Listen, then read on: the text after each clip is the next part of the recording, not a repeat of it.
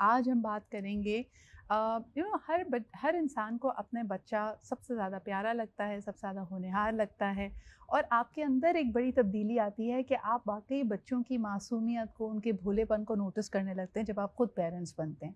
लेकिन इसी के साथ कभी कभार हम अपनी मोहब्बत में, अपने बच्चे की चाहत में ये भूल जाते हैं कि वो बच्चा जिन ज़िंदगी के मरहलों से गुज़र रहा है या अपने जैसे पीयर्स के साथ है, तो उसके साथ रहने वाले भी बच्चे ही हैं। कुछ लोगों में, कुछ बड़ों में ये इदराक ज़रूर होता है। वो तमाम बच्चों को एक ही आंख से देखते हैं। अगर बच्चा आके अपने दोस्त की या स्कूल के किसी शख्स की कंप्लेन करता है तो बच्चे को समझाते हैं, सिखाते हैं। लेकिन आपको कब बच्चे की बात पे ज़्यादा ध्यान देना चाहिए? क्या वो साइंस हैं कि आपका बच्चा बुली हो रहा है और उसको आपकी मदद की ज़रूरत है इस मुश्किल मरहले पे काबू पाने के लिए, या वो जो फ़ील कर रहा है? कई दफ़ा देखिए, ज़िंदगी का हर तजुर्बा, हर एहसास नया है, तो वो फ़ीलिंग कितनी नई है। बच्चे के लिए डर जाना, घर में तो उसकी हर बात पूरी हो रही है, लेकिन बाहर उसको ना कहना या ज़दो-कोब करना या वर्बली किसी बात की चिढ़ बना देना, इससे बच्चा कैसे जूझ रहा है, ये पेरेंट्स को पता होना चाहिए और उसको हेल्प करना चाहिए। दूसरी तरफ जिसका सामना है, वो भी बच्चा है, तो दोनों के बीच में तवाज़ुन कैसे कायम करें, आज इस बारे में बात करेंगे। आप अपने बच्चे से अटैच्ड होते हैं लेकिन किसी दूसरे बच्चे के साथ ज़्यादती ना कर बैठें, ये मेरे ख़्याल में एहसास होना बहुत ज़रूरी है। आइए ज़रा इस पे गुफ्तगू करते हैं। हमारे साथ मौजूद हैं consultant for people and culture, she is also an HR consultant. लोगों को यही मुश्किल इंटरपर्सनल स्टेजेस, यानी तो असल बच्चों की बात करें ना, आपके अंदर भी एक बच्चा होता है, वो बच्चा जब दूसरे के साथ इंटरेक्ट करता है तो कभी कभार खामखा किसी बात पे नाराज़ हो जाता है। उस तरह के मसाइल को हल करने के लिए हमारे पास मौजूद है Iza Zainab Siddiqui. Thank you so much Iza for being here. And हमारे साथ मौजूद है mind sciences counsellor Anam Ali. क्या हाल है आपके अनम? ठीक ठाक अल्हम्दुलिल्लाह। ज़बरदस्त। Thank you for inviting. You most welcome. Anam, मुझे बताएं कि अगर एक छोटा बच्चा आकर अपने किसी दोस्त की, क्लासमेट की कंप्लेन करे कि मामा उसने मुझे ये बात कही और मुझे अच्छी नहीं लगी, तो सबसे पहले पेरेंट्स को क्या करना चाहिए?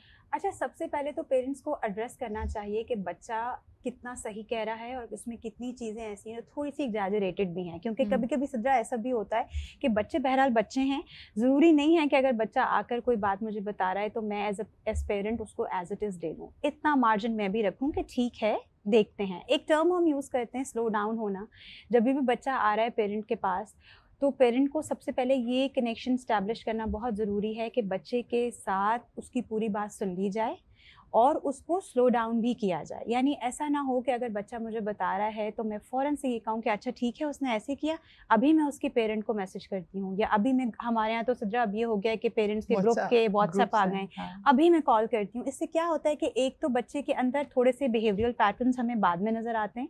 दूसरी चीज़ ये कि बच्चों के अंदर पेशेंस नहीं आ रहा, क्योंकि पेरेंट जो है वो खुद बहुत इम्पेशेंट है। तो मुझे ऐसा लगता है कि 2-3 चीज़ें हैं, और ये जो कनेक्शन स्टैब्लिश करने वाली बात मैं कर रही हूँ, ये ऐसे नहीं आएगा। ये डे टू डे बेसिस में बच्चे हमें कभी ग्राउंड में, कभी क्रिकेट अकेडमी में खेलते हुए, कभी स्कूल में बहुत बार शिकायतें बता रहे होते हैं। तो हमने बच्चों की शिकायत को पहली चीज़ तो एंटरटेन नहीं करना, सेकेंड चीज़ के एड्रेस करना है कि ठीक है, अगर बच्चा कॉन्टिन्यूसली एक बच्चे की शिकायत में बता रहा है तो कम से कम 2 या 3 दफ़ा के बाद फिर आप उसको एड्रेस करें। वापस जाना चाहूँगी आपके कमेंट पे कि आप से व्हेन यू से कि उसकी शिकायत को एंटरटेन नहीं करना, कि आपने नी जर्क रिएक्शन नहीं देना, आपने फौरी तौर पे प्रिंसिपल को, पुलिस को, दुनिया नहीं हिला देनी उस वक्त। आपने बच्चे की बात तहम्मुल से सुननी है, उसको ये एहसास तहफ़्फ़ुज़ देना है कि उसको सुना जा रहा है, लेकिन फिर आपने वहाँ पे रोल एज अ पेरेंट अदा किया। उसके बाद आप एक एडल्ट बन के सोचें कि सिनेरियो था क्या और उसमें आपको किस किस्म की इंटरवेंशन करनी चाहिए। इज़ा, ये तो थी अनम की टेक। आप क्या करेंगी अगर बच्चा आके आपके पास शिकायत करे, और आपकी टिप्स क्या होंगी?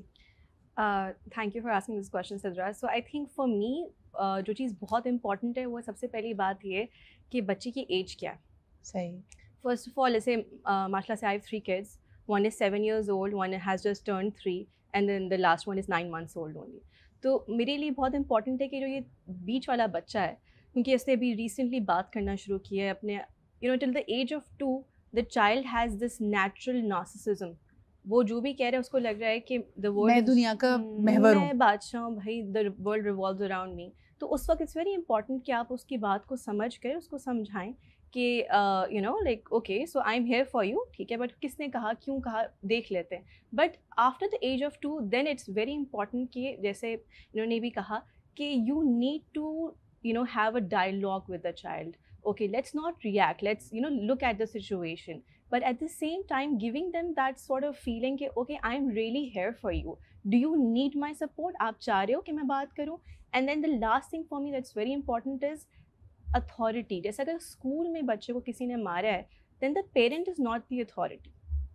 तो educating your child कि किसी ने आपको मारा है, then did you talk to your teacher? Did you report it? Did you report it? It's very important for them to know कि बच्चे को मारना नहीं है आपने वापस, ना ही मैंने उसको ये सिखाना है कि मैंने उसके पेरेंट को जाकर लताड़ दिया. This is so important. I want to re-emphasize this. कई दफ़ा हम बच्चे को अगर देखें, उन्होंने बिल्कुल सही कहा. मैं यहाँ पे एक मिसाल लूँगी एक 7 से 10 साल के बच्चे की, ठीक है. बच्चा आके आपको बताता है कि फ़लाने दूसरे स्टूडेंट ने मुझे डांटा पीटा या मेरे साथ कोई भी इस तरह की तल्ख़ कलामी की, और कई दफ़ा मैं पेरेंट्स को ये गलत एडवाइस देते हुए बच्चे को देखते तो तुम क्या कर रहे थे, तुम भी पलट कर जवाब दो. और हमें लग रहा होता है कि हम इस तरह बच्चे का एतमाद बहाल कर रहे हैं, उसको बोल्ड बना रहे हैं, उसको दब्बू बन के नहीं रहना है, या हम कहते हैं कि अच्छा ठीक है जल्दी से लाओ भाई उस पेरेंट का नंबर. लेकिन बात इज़ा की बिल्कुल सही है कि वो जिन प्रेमिसेस में हुआ है वहाँ एक सिस्टम इन प्लेस है. क्लास की टीचर है, क्लास का अटेंडेंट है, दूसरी तरफ प्रिंसिपल है, और वहाँ सब बच्चे बराबर हैं. तो अगर किसी भी बच्चे के साथ कुछ हुआ है, नंबर 1 क्या वो रिपोर्ट हुआ है, अगर रिपोर्ट हुआ है तो टीचर ने क्या एक्शन लिया है. अगर टीचर ऑलरेडी एक्शन ले चुकी है, या माशाल्लाह आपने पहले एडवाइस बच्चे को दी थी और वो खुद ही 2-2 हाथ कर चुका है, तो उसके बाद वो आके सिर्फ आपको बता रहा है क्योंकि वो आपको प्रिपेयर कर रहा है कि अम्मी अब स्कूल से कॉल आने वाली है मेरी शिकायत की. अच्छा ना, quick question before we take a break. अच्छा, इन केस आपके बच्चे ने आपको कुछ नहीं बताया और ये जो हम सारी सलाह दे रहे हैं ये उस पेरेंट तक भी नहीं पहुंची जिसके बच्चे के साथ हुआ है, और उन्होंने उठा के आपको कॉल कर दिए कि बात सुने जी, आपका जो शाहकार बच्चा है उसने आज ये गुल खिलाया है, उस वक्त मुझे क्या करना चाहिए? अच्छा, उस वक्त भी सिद्रा मैं ये बात कहूँगी कि पेरेंट को हर हाल में, जैसे हम कहते हैं ना, हम इन माइंड साइंसेस हम कहते हैं कि जब आप पेरेंट बन जाते हैं, once you become a parent, तो आपको रीपेरेंटिंग अपने साथ भी करनी है, क्योंकि बहुत सारे फ्लॉज ना हम पेरेंट्स के अपने अंदर भी होते हैं.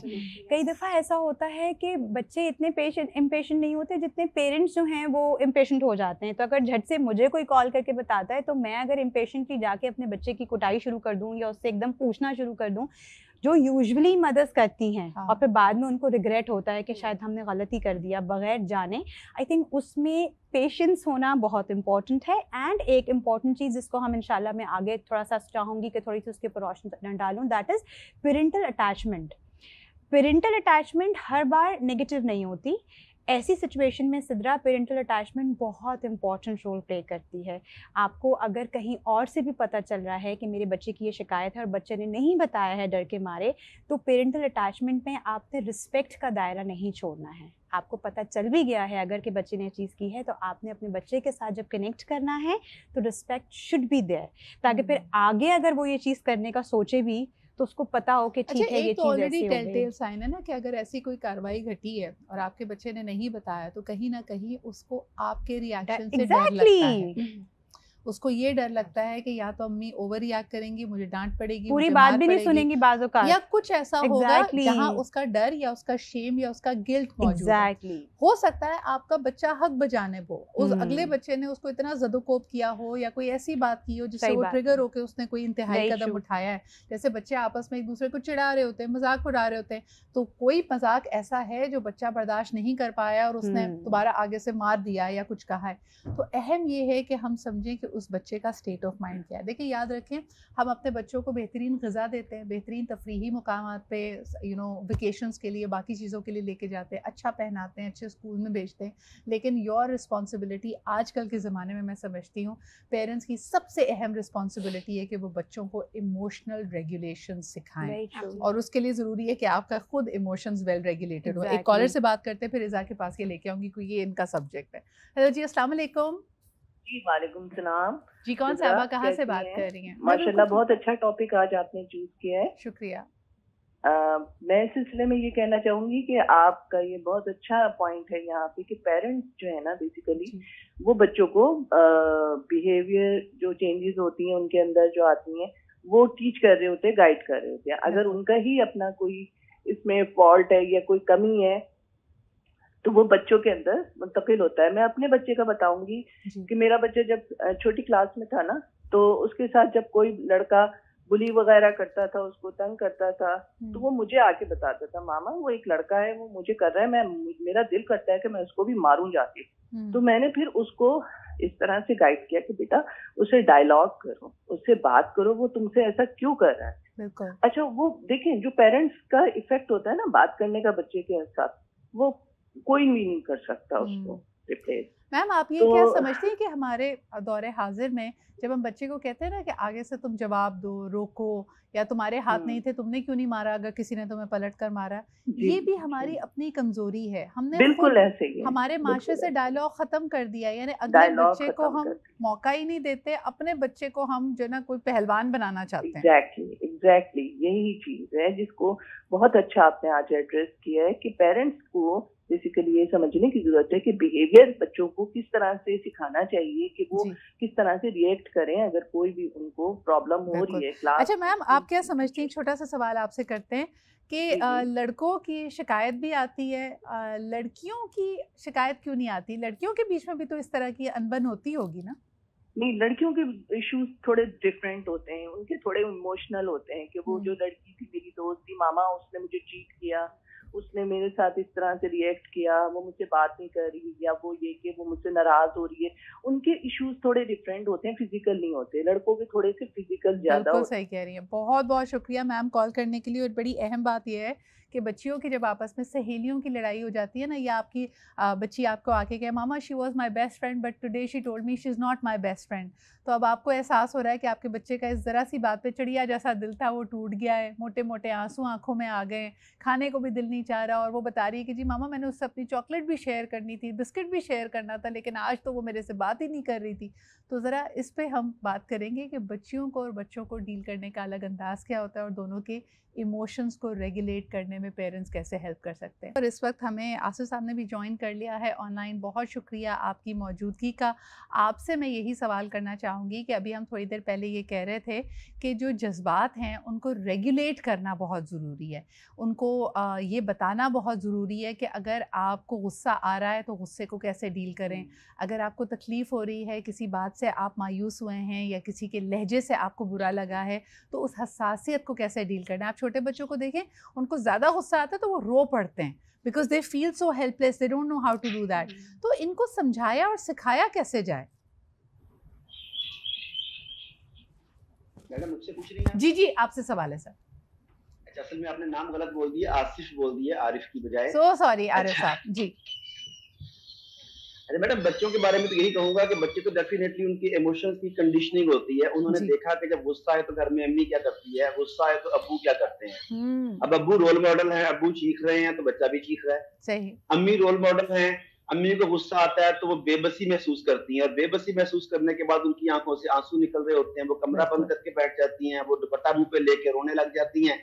अब बच्चे ने सीखा कि जब गुस्सा आए तो आपको इस तरह से बिहेव करना है। तो बच्चे को जब जुबान से कहेंगे वो एक अलग चीज है, जो वो देख रहा है घर में एक्चुअली उसने प्रैक्टिस उसकी करनी है जी। तो अगर उसके इमोशंस की कंडीशनिंग करनी है तो सबसे पहले हमें एज अ पेरेंट अपने इमोशंस की कंडीशनिंग करना होगी। बिल्कुल सही, we are the role model. You are absolutely right, बिल्कुल सही कह रहे हैं। और यही हम थ्रू आउट कह रहे हैं कि बच्चा अगर कोई शिकायत लेके आए, कोई रिक्वेस्ट लेके आए, तो उस वक्त आप कैसे रिएक्ट करते हैं। अच्छा आरिफ साहब, अक्सर पेरेंट्स एक जो बड़ा कॉमन जुमला बोलते हैं कि मैंने इसको डांटा इसलिए या मैंने इसको मारा इसलिए क्योंकि इसने मुझे गुस्सा दिलाया। अब एक 5 साल के बच्चे को आपने जिम्मेदारी दे दी है कि वो आपके इमोशंस, आपके जज्बात को रेगुलेट कर रहा है, बजाय इसके कि आप जिम्मेदारी महसूस करें कि भाई हम दोनों में से तो बड़ा मैं हूँ, मैंने ज़िंदगी ज़्यादा देखी है, मैंने बच्चे की तरबियत करनी है। तो ये जो पेरेंट्स कहते हैं कि इसने मुझे गुस्सा दिलाया और मैं आपे से बाहर हो गया, कसूर आपका है, बेटा आपको पिटाई अगर हुई है तो आपकी अपनी वजह से हुई है, आप इस पर क्या कहेंगे? मैडम इसे समझाने के लिए मुझे 2.5 से 3 मिनट लगेंगे, मुझे टाइम दीजिएगा, लेकिन बात समझ आ जाएगी सबको मेरी।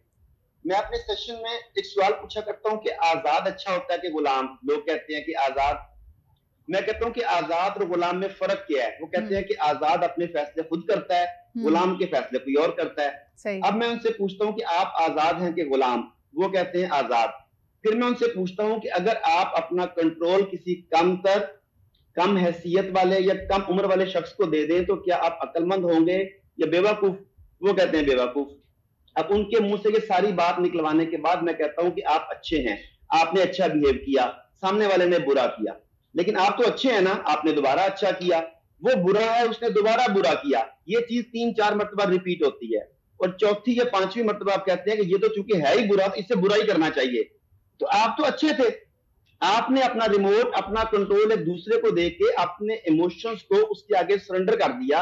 अब वो आपको कंट्रोल कर रहे हैं, आप उसके गुलाम हो गए एक कमतर हैसियत वाले शख्स के। बिल्कुल सही। Same goes with parents, same goes with parents. बिल्कुल सही। आपने अपने इमोशंस को, अपने आप को बच्चों की गुलामी में दे दिया। बच्चे के पास एक रिमोट कंट्रोल है, वो उस रिमोट कंट्रोल से आपको हंसाएगा, आपको रुलाएगा, आपको गुस्सा दिलाएगा, आपको प्यार पे आमादा करेगा। तो फिर मास्टर तो बच्चा हुआ, आप तो ना हुए।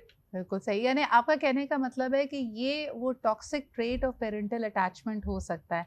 अनम, ये आपने भी ब्रिंग अप किया था, पेरेंटल अटैचमेंट के बड़ा मुख्तलिफ है। हमें ऐसा लगता है कि हमारे लिए हमारा बच्चा बहुत अहम है, हम माइक्रोस्कोप से भी उसको स्टडी कर रहे होते हैं। कई दफ़ा मुझे एक अनरियलिस्टिक एक्सपेक्टेशन बच्चों की ये भी लोगों की ये भी लगती है इज़ा, कि वो कोशिश कर रहे होते हैं कि किसी भी एक सिचुएशन में मैं एज एन अडल्ट जैसे रिएक्ट करूँगी, मेरा 10 साल का बच्चा भी उतना ही मैच्योर रिएक्शन दे। ये कितना अनरियलिस्टिक है? सिद्रा, ये आपका मैं डेफिनेटली जवाब दूंगी इस बात का। थोड़ा सा मैं ये बात बताना चाहूँगी कि बच्चे को स्पेशली ये समझना, जो आपने अभी भी बात की कि ये मेरे जैसा बिहेव करेगा, ये जब जहाँ मैं आ रहा है तो उसमें you need to self reflect, right. तो ये जो ट्रिगर हो रहे हैं बच्चे के बिहेवियर से भी, जैसे आपने पहले सवाल पूछा आरिफ साहब से, and then this question too, इसके पीछे एक बहुत इंपॉर्टेंट चीज़ इसको डिस्कस करना इंपॉर्टेंट है, which is intergenerational trauma. And people don't understand. हम जब ट्रामा की बात करते हैं तो हम सिर्फ बिग ट्रामास को लेके बैठ जाते हैं, कि जिसके अंदर even I would say कि COVID was a big trauma for us. You know, one of the very important things जो हमें नहीं पता big trauma है, वो that's migration. A lot of people in Pakistan have migrated from India, and that is a trauma जो कि हमारी generations में हमारे साथ carry किया है, and because of that trauma हम लोग trigger होते हैं, but we don't know that. Now trauma is embedded in our genes. It's not just in our heads. तो अगर ख़ास तौर पे बिल्कुल आप ही की बात को अगर मैं आगे लेके चलूँ, हम मज़ीद इस तरह का ट्रॉमा नए फॉर्म में भी डिश आउट कर रहे हैं। यानी अगर आप देखें कि आपके दादा परदादा या दादा नाना माइग्रेट करके ब्रिटिश इंडिया से पाकिस्तान आए, और उसके बाद अब आपने डिसाइड किया है कि आपका बच्चे की उम्र 5 साल है और आप माइग्रेट करके कनाडा या ऑस्ट्रेलिया चले जाएंगे। So imagine that this is a continuing cycle for that child as well. It is. And उसके अलावा भी सिद्रा, ये इस ट्रॉमा की वजह से हमारे अंदर जो ट्रिगर्स हैं, हमारा we are 4 times more you know capable of getting triggered on the tiniest things and a normal person. ठीक है, and this has been embedded in our children, you know, their genes too. So tell me, आपका subject है emotional regulation. आपके पास जब as adults लोग आते हैं और हम इनर चाइल्ड की अक्सर बात कर रहे होते हैं, किस हद तक एडल्ट्स को, अभी बच्चों की बात छोड़ देते हैं, ग्रोन अप प्रोफेशनल एडल्ट्स को अपना इमोशन रेगुलेट करना कितना अच्छा आता है आपकी नज़र में? I think I can tell you a percentage, but I am very sure कि out of 5 people at least 3 people will not know. And this is a learn trait. अगर आप चाहें तो आप सीख सकते हैं, इसको सीख सकते हैं, मगर सीखने से पहले अनलर्निंग इज़ वेरी इंपॉर्टेंट। हाँ, बिल्कुल सही। एंड वही वाली बात मैं दोबारा से वही कहूँगी कि सेल्फ रिफ्लेक्शन इज़ की। तो अगर आप ये कह रहे हैं कि मेरा बच्चा इस तरीके से क्यों बिहेव कर रहा है, पहले आप ये पूछें आप ऐसे क्यों बिहेव कर रहे हैं। Very important. अनम, मुझे बताएं, इमोशनल रेगुलेशन को, या अगर आपको गुस्सा आ रहा है और आपने उस पर जब्त किया, कई लोग उसको मुनाफिकत समझते हैं। कई लोग, जब मैं दोबारा एडल्ट्स पे इसलिए फोकस कर रही हूँ क्योंकि वही बात कि आप जैसे खुद होंगे, बच्चा आप ही को देख के सीख रहा है। हमें ये लगता है कि गुस्से में अगर हम चीखे नहीं, चिल्लाए नहीं, जब्त किया हमने, तो हम हमेशा देखें मौका महल को देखकर जब्त करते हैं, क्योंकि अगर आप पब्लिक स्पेस में हैं तो आप अपने गुस्से पे काबू रखेंगे। 2 दिन बाद जब आपका गुस्सा दोबारा से ब्लास्ट होके निकलेगा तो आप कहते हैं, ओ मैंने उस वक्त भी बर्दाश्त किया था। तो इसका मतलब है आपने बर्दाश्त नहीं किया था, आपने मैनिपुलेट किया था। उस वक्त आप उस सिचुएशन में बुरे लगते इसलिए आप खामोश हो गए थे। बर्दाश्त का तो मतलब था कि आप उसको प्रोसेस करके उस गुस्से को कहीं निकाल देते। क्या कहेंगी अनम? अच्छा सिद्रा, मैं अभी इज़ा की ही बात को थोड़ा कंटिन्यू करूंगी। बहुत अच्छी बात कही इन्होंने, क्योंकि ये सारे जो चीज़ें मैं और आप डिस्कस कर रहे हैं कहीं ना कहीं ट्रॉमा रिलेटेड भी हैं, कहीं ना कहीं हम सब किसी ना किसी चीज़ से गुजरते हैं। गुस्से की जहाँ हम बात कर रहे हैं, तो गुस्से में अगर एज पेरेंट या कोई भी एक ह्यूमन बीइंग ट्रिगर हो रहा है, तो उसके ऑपोजिट भी तो एक चीज़ होती है जिसको बड़ा प्यारा सा एक फैंसी सा नाम देते हैं माइंड साइंसेस के लोग, ग्लिमर। तो नो हमें, अगर मैं ये कहूँ कि एज पेरेंट मैं खुद भी और देखने वालों को भी मैं ये कहूँ कि बजाय कि इस चीज़ पर बहुत फोकस करने के कि मुझे हर बार गुस्सा आ रहा है और मैं इस चीज़ से ट्रिगर हो रही हूँ, मुझे पैरेलल एक ये भी सोच बनानी पड़ेगी कि जहाँ ट्रिगर पॉइंट्स हैं हमारे, जिसकी वजह से हमारा गुस्सा आता है और हम उस पर काबू नहीं कर पाते, तो हमारे कुछ ग्लिमर्स भी तो होंगे, यानी कुछ ऐसे मोमेंट भी तो होंगे जो बच्चे के साथ, हस्बैंड के साथ, एनवायरनमेंट में हमारे बहुत अच्छे होंगे, तो हम उसको भी प्रैक्टिस कर सकते हैं। एक छोटी चीज़ है सिद्रा, मैंने अभी पहले भी कही थी, जो कि पेरेंटल अटैचमेंट के साथ थी। उसके बहुत सारे टॉक्सिक ट्रेट्स हैं, लेकिन मैं एज काउंसलर ये देखती हूँ कि एक पॉजिटिव चीज़ भी है जो कि पेरेंट्स से शुरू होके बच्चों के साथ आती है और फिर उनके बच्चों से आगे जाती है। जैसे अभी हमने ट्रॉमा की बात की, तो ये चीज़ भी ट्रैवल कर सकती है।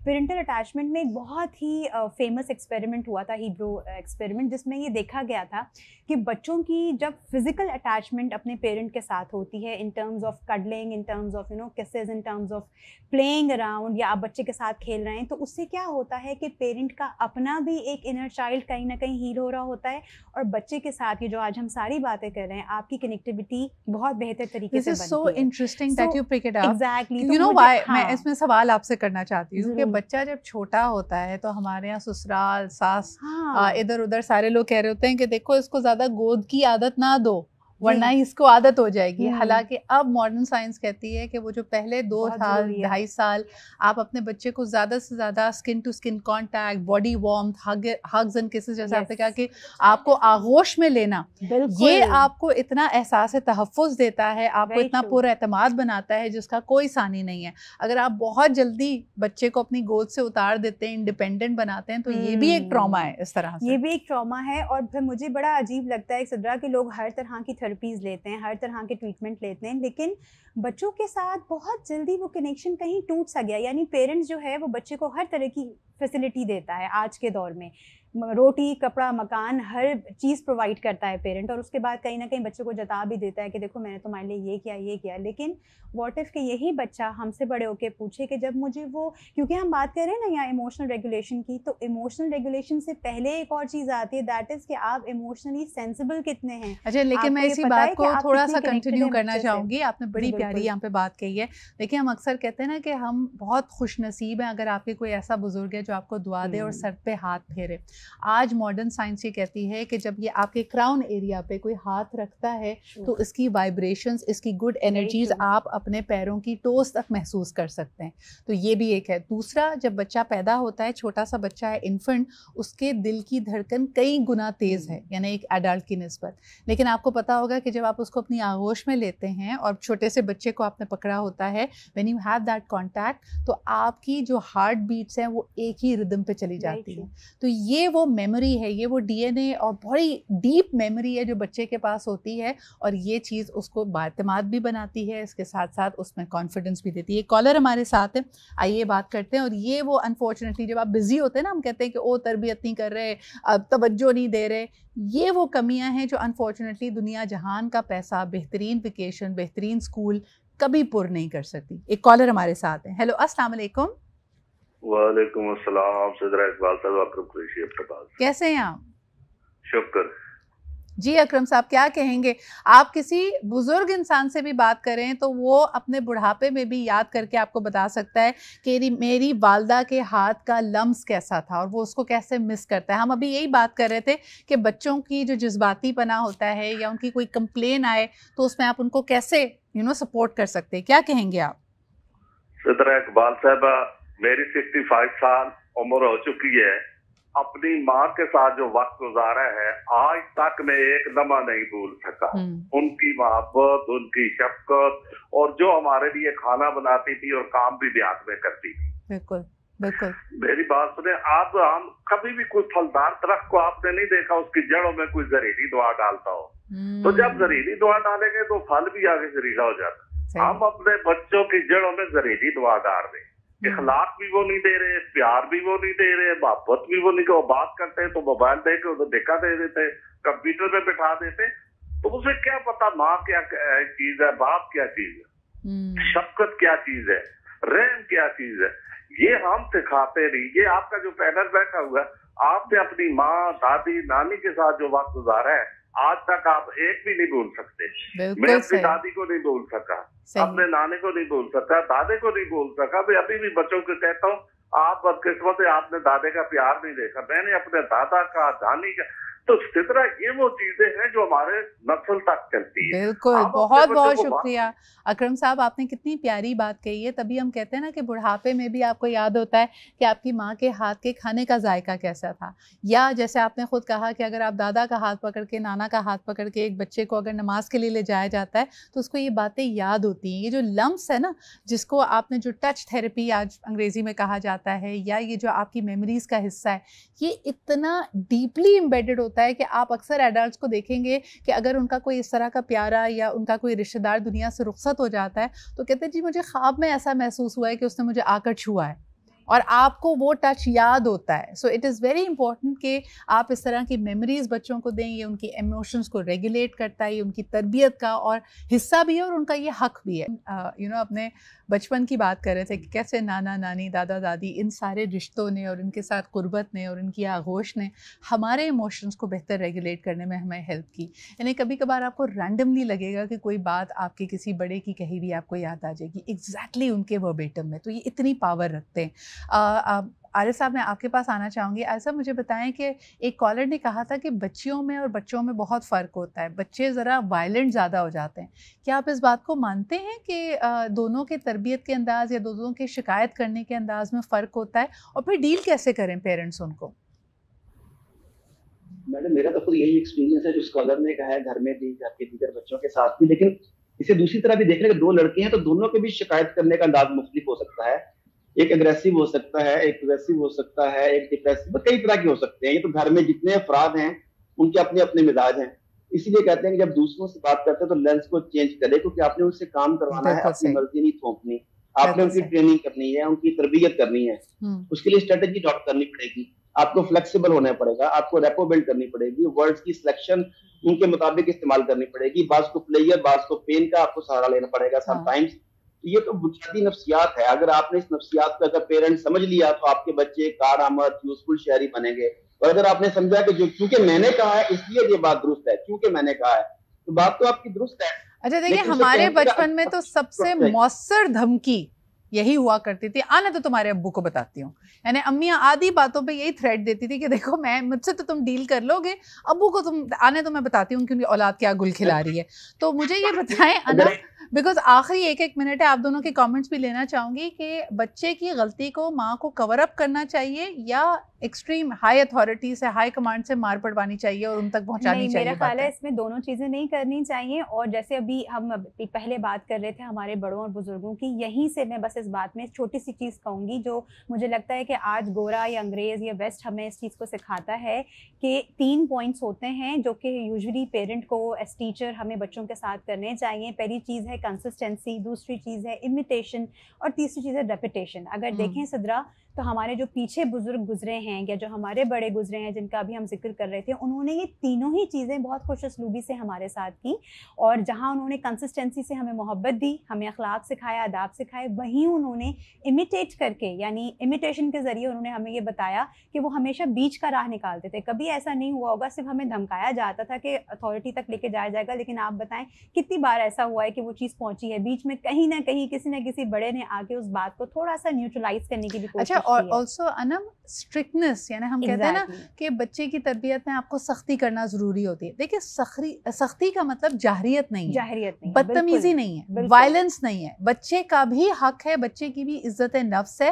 आप देखिए, हमारे बुजुर्ग, जब मुझे याद है हमारे नाना नानी अगर हम पे गुस्सा करते थे तो मैंने उनकी आवाज़ को ऊंचा होते हुए नहीं देखा, उनके लहजे में तलखी नहीं देखी, बस हमें उनकी खामोशी और उनकी निगाह से ही डर लगता था। यानी कम बात करते थे, एग्जैक्टली कम बात करते थे कि उसी से हम सीधे हो जाते थे, हमें किसी के हाथ उठाने की जरूरत नहीं है। अच्छा इज़ा, वेरी क्विकली, स्ट्रिक्टनेस करनी चाहिए या नहीं?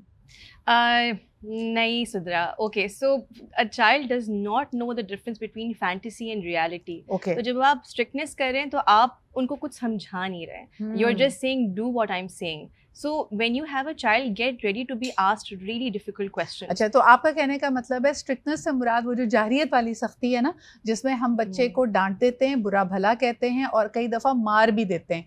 Those things are not welcome. बहुत शुक्रिया इज़ा हमारे साथ थी, अनम हमारे साथ थी, डॉक्टर आरिफ हमारे साथ है. आप सबकी आमद का बहुत शुक्रिया. Wonderful conversation. कमेंट्स और फीडबैक ज़रूर दीजिएगा. पीर के रोज़ आपसे फिर मुलाकात होगी. ख्याल रखें. खुदा हाफिज़.